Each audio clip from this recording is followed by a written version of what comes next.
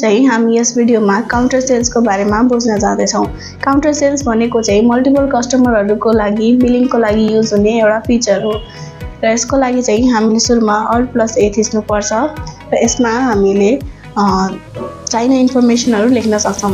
जस्तै कस्टमर लेखेको ठाउँमा कस्टमर कति नम्बरको हो, जस्तै 1 हो भने 1 लेख्ने। त्यसपछि उहाँलाई कुन चाहिँ आइटमहरू हजुरले सेल गर्दै हुनुहुन्छ त्यो आइटम चुज गर्ने,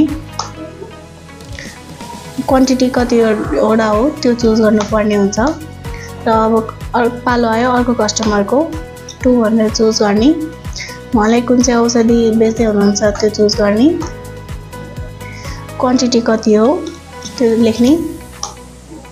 अनि यसको बिल सेभ गर्नलाई चाहिँ Alt थिच्नुपर्छ र हजुरले कुन चाहिँ कस्टमरको बिल बनाउन लाग्नु भएको हो त्यो कस्टमरको नम्बर लेख्नु पर्ने हुन्छ। कुन चाहिँ कस्टमर हो उहाँको लेजर छान्नु पर्ने हुन्छ। हजुरले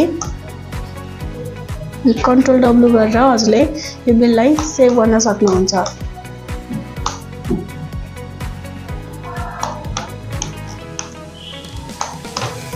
र यसलाई सेभ गर्नलाई FN+F10 थिच्नुपर्छ। यसरी हजुरको बिल सेभ हुन्छ। अनि यदि हजुरलाई बिल एकचोटि भ्यू गर्न मन छ भने किबोर्डमा F थिच्नुहोस्। यसरी हजुरको काउन्टर सेल्सको बिल रेडी भएर आउँछ।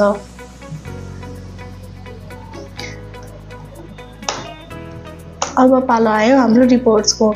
हामीले यसमा रिपोर्ट्सहरू पनि चेक गर्न सक्छौँ। जस्तै यहाँ फाइनल रिपोर्ट्समा गएर हामीले प्रफिट एन्ड लसमा गयौँ भने हाम्रो अहिलेको डेटसम्मको प्रफिट छ कि लस छ हामीले चेक गर्न सक्छौँ। जस्तै यता हामीले प्रफिट देख्न सक्छौँ पर्सेन्टेजमा पनि र अमाउन्टमा पनि। त्यसै गरी हामीले ट्रायल ब्यालेन्सहरू र ब्यालेन्स सिटहरू पनि देख्न सक्छौँ।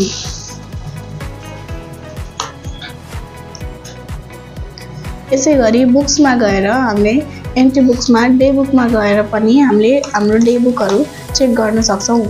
हामीले यस सफ्टवेयरबाट सेल्स बुक र पर्चेस बुकहरूको विवरण पनि हेर्न सक्छौँ।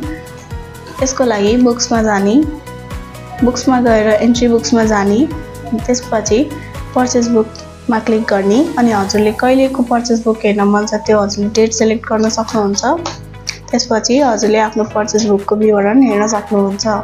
यसै गरी हामीले सेल्स बुकको पनि हेर्न सक्छौँ।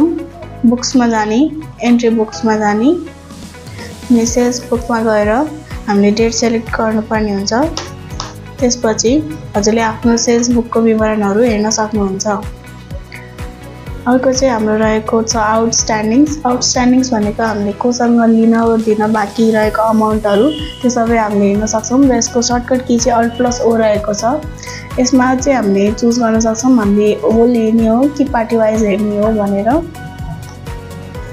यसमा पनि हामीले डेट चुज गर्नुपर्ने हुन्छ हजुरले कहिलेको चाहिँ हेर्न चाहनुहुन्छ भनेर। त्यसपछि एन्टर गर्दै जाने र हजुरले यसरी विवरणहरू देख्न सक्नुहुन्छ। ब्यालेन्स कति ड्यू छ, ड्यू डेट कतिसम्मको हो र बिल नम्बर कति हो त्यो सबै हजुरले देख्न सक्नुहुन्छ।